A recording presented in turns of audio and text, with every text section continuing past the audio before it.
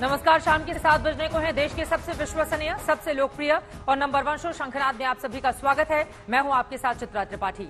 गोली के बदले गोली। जी हां, जिन लोगों ने सिद्धू मूसेवाला की गोलियों से मार दिया था, छलनी कर दिया था, आज उनके शरीर में पंजाब पुलिस ने लोहा भर दिया। आपको बताएंगे आज दिन भर चले एनकाउंटर की पूरी कहानी। इसके अलावा बात होगी खाकी की भी, जो अब अपराधियों के निशाने पर है। लेकिन शंखनाद की शुरुआत दिल दहला देने वाले सड़क हादसे की तस्वीरों के साथ करेंगे। कर्नाटक के होन्नावर में एक तेज रफ्तार एम्बुलेंस टोल नाके के बाद बेकाबू हो गई। ये तस्वीरें आपके सामने हैं।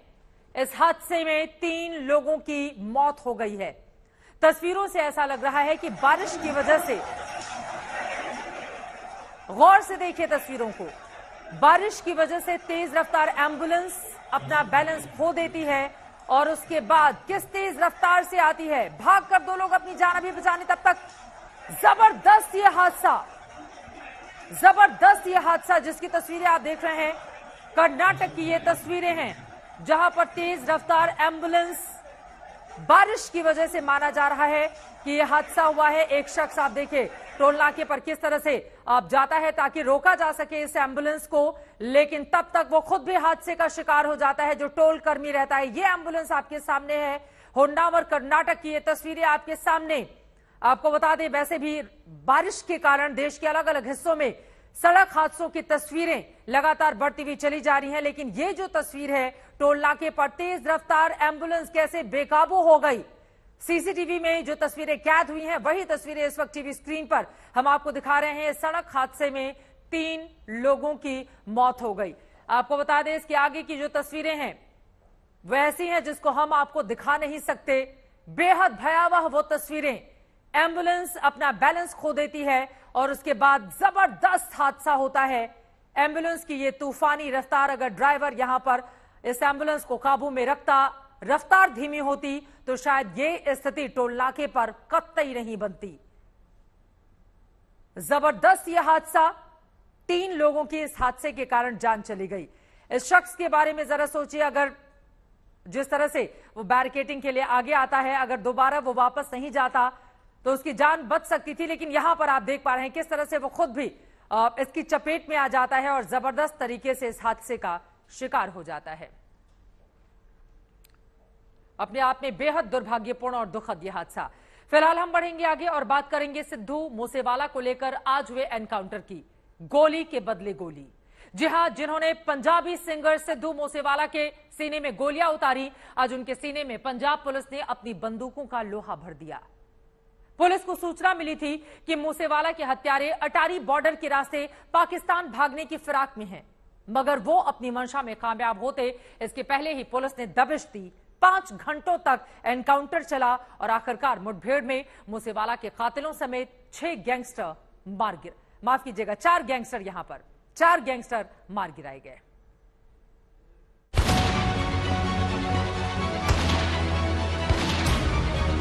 खेत के बीचों बीच एक हवेली नुमा मकान और चारों तरफ से गूंजती गोलियों की आवाज।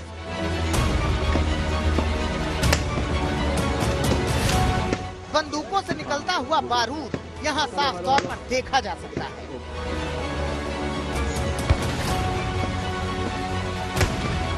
इधर से पंजाब पुलिस गोलियां चला रही है, उधर से सिद्धू मूसेवाला के कातिल गैंगस्टर गोलियां बरसा रहे हैं। बदमाशों से पुलिस का यह एनकाउंटर अमृतसर के अटारी में हो रहा है। एकदम सीमा से सटा हुआ इलाका, पाकिस्तान के इतना ज्यादा नजदीक कि दूरी महज 10 किलोमीटर थी। देखिए किस कदर दोनों तरफ से गोलियां बरसाई जा रही हैं। दोनों को एक मोटरसाइकिल पर देखा गया था और आज सुबह ही पुलिस को सूचना मिली कि ये होशियार नगर गांव के इस डेरे में छिपे हुए हैं। एग्जैक्टली कितने लोग इस डेरे में छिपे हुए हैं यह भी मालूम नहीं है, लेकिन अब इसकी सूचना है कि एक गैंगस्टर मारा गया है और कम से कम 2 गैंगस्टर इसमें और छिपे हो सकते हैं। तो पुलिस अपना शिकंजा अब कसती जा रही है। एंटी गैंगस्टर टास्क फोर्स ने अब अपना जो जांच का दायरा है वो भी बढ़ाया है। भारत पाकिस्तान के बॉर्डर पर बसा ये भकना गांव है। इसी गांव में इस घर में छिपे थे सिद्धू मूसेवाला के सीने में गोलियां उतार देने वाले 4 गैंगस्टर। गांव वालों को शक हुआ तो उन्होंने स्थानीय पुलिस को सूचना दी। इसके पहले पंजाब पुलिस तो लगातार मूसेवाला के हत्यारों के पीछे ही पड़ी थी। पुलिस को शक हुआ और तुरंत ही पूरा इलाका घेर लिया गया। जगरूप रूपा और मनप्रीत मन्नू, ये जो 2 गैंगस्टर हैं, पंजाब बेस्ड गैंगस्टर, इनकी तलाश थी न सिर्फ दिल्ली पुलिस स्पेशल सेल को बल्कि पंजाब पुलिस को, क्योंकि जब सिद्धू मूसेवाला का मर्डर हुआ उसमें जो पहली गोली जो चलाई थी वो मनप्रीत सिंह मन्नू ने चलाई थी। ये जो गैंग है, इस गैंग के पास सोफिस्टिकेटेड वेपन्स होते हैं, अत्याधुनिक हथियार। अमूमन जो गैंगस्टर होते हैं वो 9mm की पिस्टल बहुत ज्यादा से ज्यादा या स्टार पिस्टल का करते हैं, लेकिन बिश्नोई गैंग भारत के बाहर से हथियार मंगाता है जो सोफिस्टिकेटेड वेपन्स होते हैं, जो टर्की के वेपन्स होते हैं, जर्मन वेपन्स होते हैं, ग्लॉक पिस्टल होती है, P13 वेपन्स होते हैं। तो इस तरह के हथियार से बहुत आसानी से घंटों किसी भी स्टेट की पुलिस से मुकाबला किया जा सकता है। जो मुकाबला आप देख भी पा रहे होंगे कि ये गैंगस्टर 10:30 बजे से पुलिस बता रहे हैं एनकाउंटर चल रहा है और रह रहकर गोलियों की आवाज आ रही थी। 5 घंटे तक यूं ही गोलियों की आवाजें गूंजती रही और आखिरकार वो समय आया जब चारों गैंगस्टर शांत पड़ गए। पंजाब पुलिस की गोलियों ने चारों गैंगस्टर को छलनी कर दिया। देखिए, ये है बदमाशों की तस्वीरें। बताया जा रहा है कि इस एनकाउंटर में 3 पुलिसकर्मी भी जख्मी हुए हैं।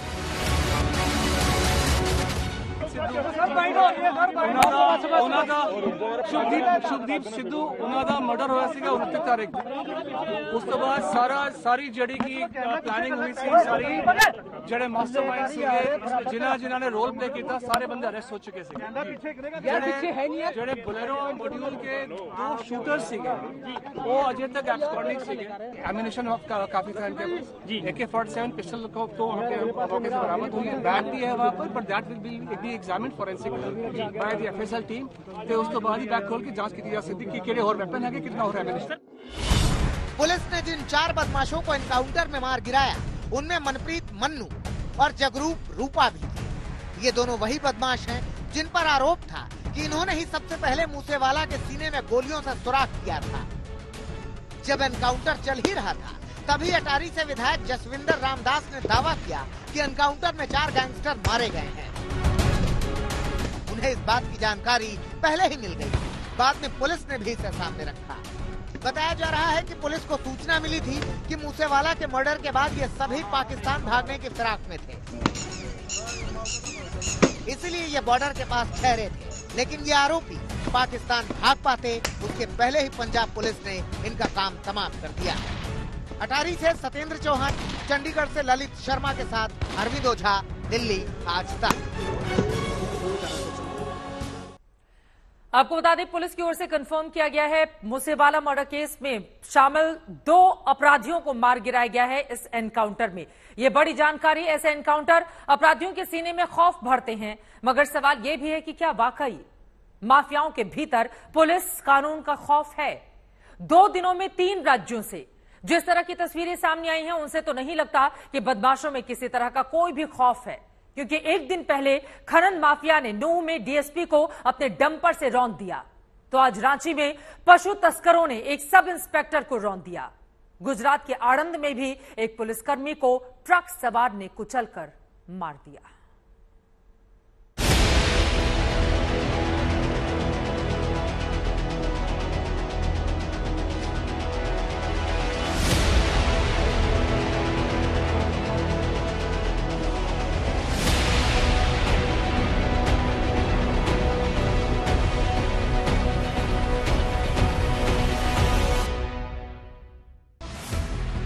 क्या इतने बेखौफ हो गए हैं अपराधी कि वो पुलिस वालों को कुचलते हुए चलेंगे? क्या इतना बढ़ गया है उनका जुनून कि पुलिस वालों को मारने में वो जरा सा भी डर नहीं लगता उन्हें? ये सवाल इसलिए क्योंकि पुलिसकर्मी के लहू से सनी हुई है मिट्टी। ये खून खाकी वर्दी पहनने वाली उस महिला सब इंस्पेक्टर का है जो अपनी ड्यूटी को अंजाम देने के लिए सुबह 3 बजे यहाँ मौजूद थी। 2018 बैच की महिला सब इंस्पेक्टर संध्या टोपनो को रांची कंट्रोल रूम से खबर मिली थी कि कुछ पशु तस्कर तुपुदाना थाना इलाके से गुजरने वाले खूंटी थाना की पुलिस वैन उनका पीछा करती आ रही थी। सब इंस्पेक्टर संध्या को लगातार चेक पोस्ट तोड़कर भागते वैन को रोकना था। तुपुदाना आउटपोस्ट की प्रभारी होने के नाते उन्होंने फौरन हुलहुंदो नाम की इस जगह पर नाका लगाया। पहले एक ऑल्टो कार आती थी। सब इंस्पेक्टर संध्या ने उसे रोका और उनके साथ मौजूद जवानों ने उसमें सवार लोगों की तलाशी ली। अभी वो सड़क किनारे खड़े ऑल्टो की तलाशी ले ही रही थी कि तभी एक पिकअप वैन तेज रफ्तार में आती नजर आई। संध्या टोपनो ने उसे रुकने का इशारा किया, मगर उसने पुलिस नाके को भांपते हुए सब इंस्पेक्टर संध्या को कुचला और यहाँ से फरार हो गया। पीछे से आ रही खूंटी थाने की पुलिस ने उस वैन का पीछा करना जारी रखा। हरियाणा के तर्ज पे झारखंड में भी घटना घटी है। सब इंस्पेक्टर संध्या टोपनो को कुचल दिया है एक पिकअप वैन ने। यही वो स्पॉट है जहां पे ये घटना घटी है। अहले सुबह 3 बजे पुलिस को यह इंफॉर्मेशन थी कि मवेशियों से लदा एक पिकअप वैन जो है वो 2 जगह नहीं रुका है पहले भी और यहां से ले जाया जा रहा है। और जब उसे रोकने की कोशिश की गई, उसको इंटरसेप्ट करने की कोशिश की गई, तो ये घटना घटी है। कुचल दिया गया है पिकअप वैन से। और देखिए ये ब्लड स्ट्रेन से आपको दिखाएं, ये देखिए ब्लड स्ट्रेन है। और अब सुनिए संध्या टोपनो के साथ मौजूद पुलिस कांस्टेबल की आंखों देखी। सुनिए सुबह 3 बजे हुआ क्या था। धीरे जा रहे थे, उसके बाद फिर एक ऑल्टो आ गया। ऑल्टो को हम लोग रोके तो वहाँ उसमें 3 की 4 जवान मतलब लोग था, लड़का लोग था, लड़का लोग तो रोके। उन लोग को हम लोग कमर सब एकदम पकड़ने पूरा ये किए, चेक कर रहे हैं। तो उतना में ही 1 ही 2 मिनट में एकदम पूरा उधर से पिकअप वैन स्पीड में आए और मैडम वही गाड़ी के साइड में थे, उसी को लपेट के पार हो गए। गश्ती दल ने पिकअप वैन का पीछा नहीं छोड़ा। इस बीच रफ्तार ज्यादा होने के चलते पिकअप वैन रिंग रोड पर पलट गई। गाड़ी से कई तस्कर कूदकर भाग निकले, लेकिन पुलिस ने ड्राइवर को गिरफ्तार कर लिया। जिसने इस पूरी दुर्घटना में जो शामिल था उस वाहन को सीज किया है पुलिस ने, जिसमें कुछ मवेशी भी लदे हुए हैं। मवेशी लदे हुए थे जी, मवेशी लदे हुए हैं। और दूसरा कि जो व्यक्ति गाड़ी चला रहा था उसकी भी गिरफ्तारी हो गई है। एक और व्यक्ति जो इस वाहन में था, जैसा कि जो व्यक्ति गिरफ्तार हुआ है उसके द्वारा बताया गया है, उसकी भी गिरफ्तारी के लिए पुलिस प्रयास कर रही है, छापामारी कर रही है। संध्या के परिवार में उनकी मां, 2 बहनें और एक भाई। पिता की मौत पहले ही हो चुकी है। संध्या टोपने के भाई ने जल्द से जल्द सभी अपराधियों की गिरफ्तारी और उन्हें सख्त सजा देने की मांग की है।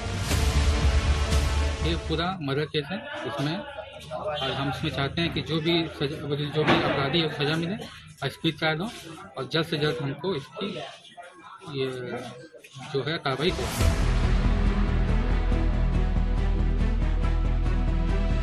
हरियाणा में जहां खनन माफिया ने डीएसपी की जान ले ली, तो वहीं रांची में पशु माफिया ने एक होनहार सब इंस्पेक्टर को उसकी ड्यूटी के दौरान कुचलकर मार डाला।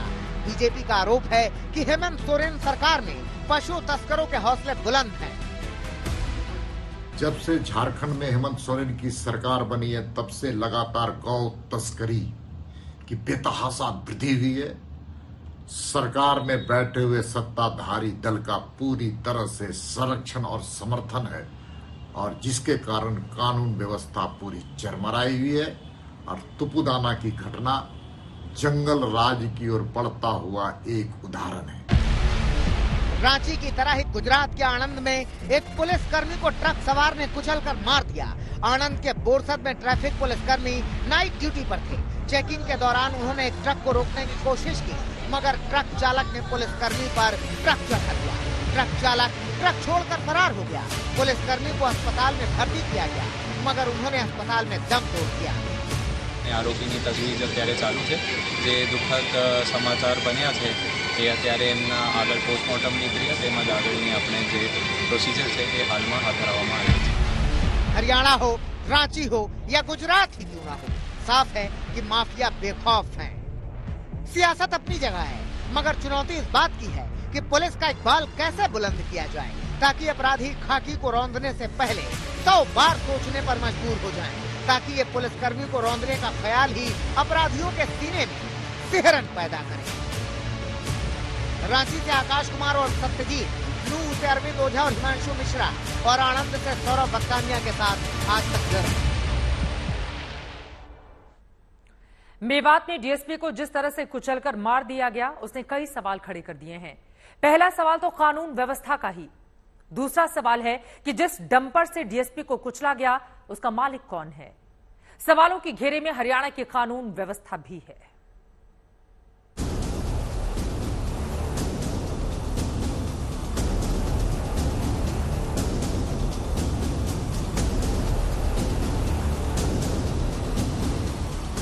हरियाणा के नूह में जो हुआ, उसने हरियाणा की कानून व्यवस्था की सच्चाई को सामने रख दिया है।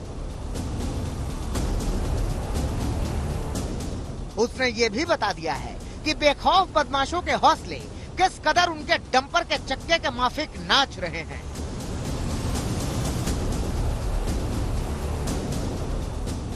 नूह पुलिस ने मामले में 2 आरोपियों को पकड़ा है। एफआईआर भी दर्ज हुई है।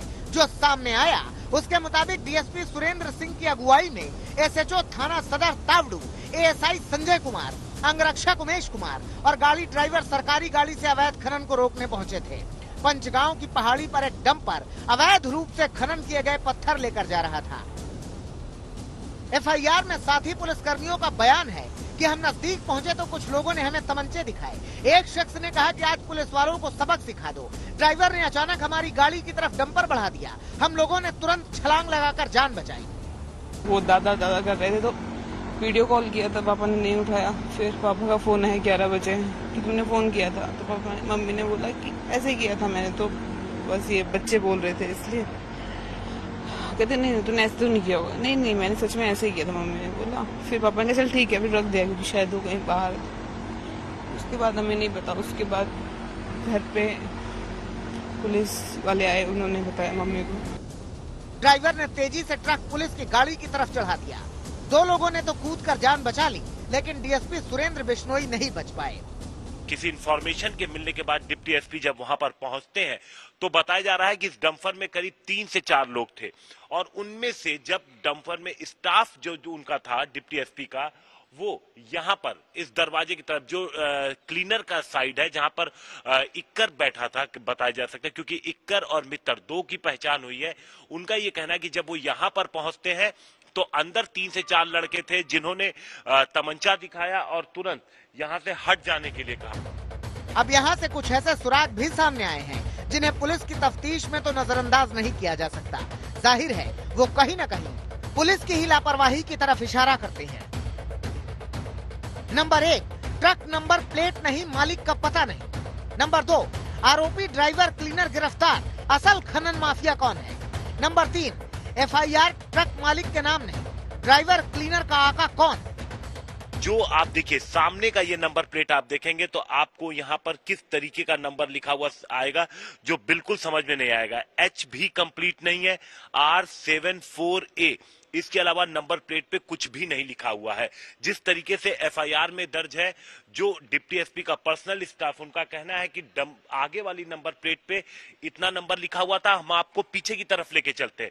उस एफआईआर में ये भी लिखा हुआ है कि जब उन्होंने डंपर को स्पॉट किया था उस जगह पर इस डंपर में कि इसमें पत्थर भर के ले जाए जा रहे हैं, और डंपर के पिछले आप देखिए दोनों जो आप देख रहे हैं जहां पर नंबर होने चाहिए थे वहां पर किस तरीके की तख्ती लगी है, कोई नंबर प्लेट यहां पर नहीं है। लेकिन यहाँ कई सवाल खड़े होते हैं। मसलन इससे पहले भी इलाके में अवैध खनन होता रहा है। किस सूत्र ने डीएसपी को क्या जानकारी दी थी? क्या अवैध खनन के बारे में किसी ने सूचना दी थी या फिर रैंडम रेड के जरिए पता चला था कि अवैध खनन हो रहा है? कैसे डंपर चालक मौके से फरार हो गया? जब डंपर चालक फरार हो रहा था तो डीएसपी के साथ आया अन्य स्टाफ क्या कर रहा था? बाद में कैसे डंपर चालक पकड़ा गया? डंपर में कितने लोग सवार थे? इस घटना का सही सीक्वेंस ऑफ इवेंट्स क्या है? जब डंपर चालक फरार हो रहा था उस वक्त डीएसपी के साथ मौजूद स्टाफ ने गोलियां क्यों नहीं चलाई? अगर चलाई तो क्या ये मिस फायर थे? ये बात कही जा रही है कि डंपर चालक ने डंपर से पत्थरों को अनलोड किया फिर फरार हुआ। क्या ये संभव है? ये ऐसे कई सवाल हैं जिनका जवाब पुलिस खोजने में लगी है। उसी के बाद स्थिति साफ हो पाएगी। Preliminary investigation, and as what I know as so far, these are unorganized elements. They are working on their own for their own economic gains, and in independent villages there is no one syndicate that is controlling this thing, and because of this unorganized nature, it is difficult to catch them all. Police की इस कार्रवाई के दौरान dumper के cleaner इकरार के पैर में गोली लगी और वो घायल हो गए, जबकि ड्राइवर मौके से फरार होने में सफल रहा। हालांकि पुलिस ने ड्राइवर का पीछा किया। पुलिस की तरफ से सामने आई ये तमाम सफाई भी पुलिस की झोल खाती कहानी का एक हिस्सा भर है, लेकिन असलियत क्या है, अभी इस पर कई सवाल हैं। हिमांशु मिश्रा के साथ अरविंद ओझा, नून आज तक। और इस वक्त एक बड़ी खबर आ रही है, सीधे उसका हम रुख करेंगे। सिर तन से जुदा वाला वीडियो वायरल करने के मामले में राजस्थान पुलिस ने 3 आरोपियों को गिरफ्तार किया है। सिर तन से जुदा वाला वीडियो वायरल किया गया था। जिन आरोपियों ने इस कारगुजारी को अंजाम दिया था, उनके चेहरे आपको दिखा रहे हैं। 3 आरोपी गिरफ्तार हुए हैं। कन्हैया कुमार की हत्या के बाद से यह वीडियो वायरल हुआ था, जिसमें हत्यारे धमकी देकर सिर तन से जुदा की बात कर रहे थे। हालांकि मामले पर सियासत भी तेज हो गई है। केंद्रीय मंत्री गजेंद्र सिंह शेखावत ने सरकार पर निशाना साधा, जिनका कहना है कि सरकार ने इन आरोपियों को पहले ही पकड़े जाने का दावा किया था।